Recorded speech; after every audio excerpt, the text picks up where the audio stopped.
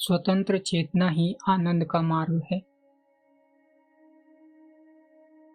हर मनुष्य मुक्ति की कामना करता है, लेकिन क्या वह वास्तव में मुक्ति चाहता है? दरअसल मुक्ति की रट लगाना और मुक्ति चाहना दोनों दो अलग-अलग बातें हैं। एक तरफ वह स्वतंत्रता की बात करता है और दूसरी ओर बंधन को कसकर पकड़े रहता है। मुक्ति की पुकार जब हृदय से आएगी तभी मुक्ति होगी। एक बार मुक्त हो गए तो जीवन आनंदपूर्ण हो जाएगा। संध्या एक पहाड़ी सराय में एक अतिथि आकर ठहरा। सूरज ढलने को था। पहाड़ उदास और अंधेरे में छिपने को तैयार हो गए थे।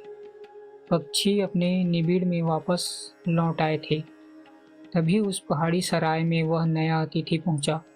सराय में पहुंचते ही उसे एक बड़ी मार्मिक और दुख भरी आवाज सुनाई पड़ी। पता नहीं कौन चिल्ला रहा था।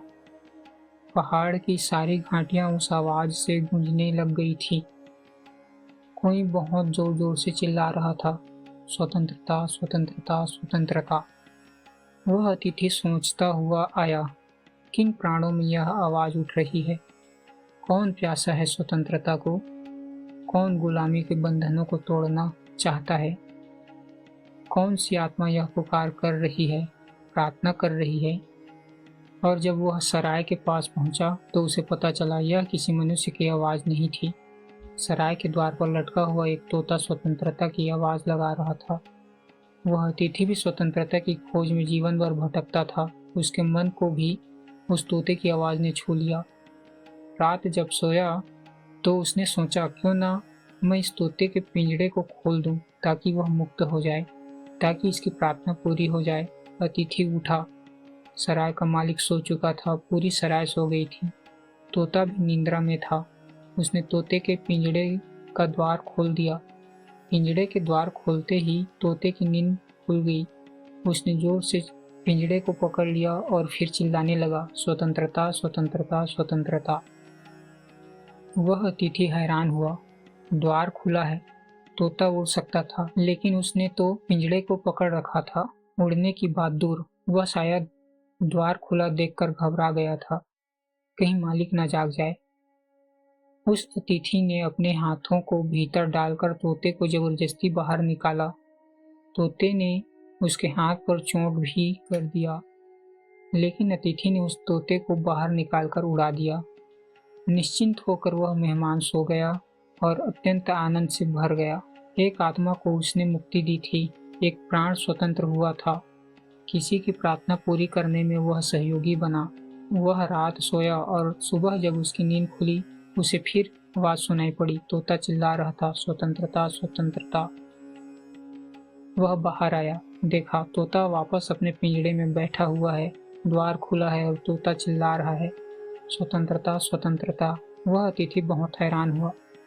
उसने सराय के मालिक को जाकर पूछा, यह तोता पागल है क्या? रात मैंने इसे मुक्त कर दिया था। यह अपने आप पिंजड़े में वापस आ गया है और फिर भी चिल्ला रहा है, स्वतंत्रता। सराय का मालिक हंसने लगा। उसने कहा, तुम भी भूल में पड़ गए।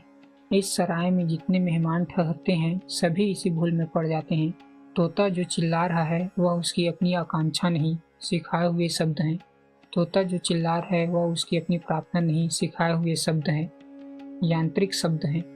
तोता स्वतंत्रता नहीं चाहता है, केवल मैंने सिखाया है वही चिल्ला रहा है। तोता इसलिए वापस लौट आता है। हर रात यही होता है। कोई अतिथि दया खाकर तोते को मुक्त कर देता है, लेकिन सुबह तोता वापस लौट आता है। मैंने यह घटना सुनी थी। मैं हैरान होकर सोचने लगा, क्या हम सारे मनुष्य की भी स्थिति यही नहीं है?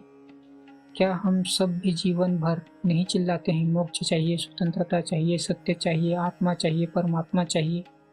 लेकिन मैं देखता हूँ कि हम चिल्लाते तो जरूर, लेकिन हम उन्हें पिंजड़े को पकड़े हुए बैठे रहते हैं जो हमारे बंधन हैं। हम चिल्लाते हैं मुक्ति चाहिए और हम उन्हीं बंधनों की पूजा करते रहते हैं जो हमारा पिंजड़ा बन गया, हमारा कारागृह बन गया है। कहीं ऐसा तो नहीं है कि यह मुक्ति की प्रार्थना भी सिखाई गई प्रार्थना हो, यह हमारे प्राणों की आवाज ना हो? अन्यथा कितने लोग स्वतंत्र होने की बातें करते हैं, मुक्त होने की, मोक्ष पाने की, प्रभु को पाने की, लेकिन कोई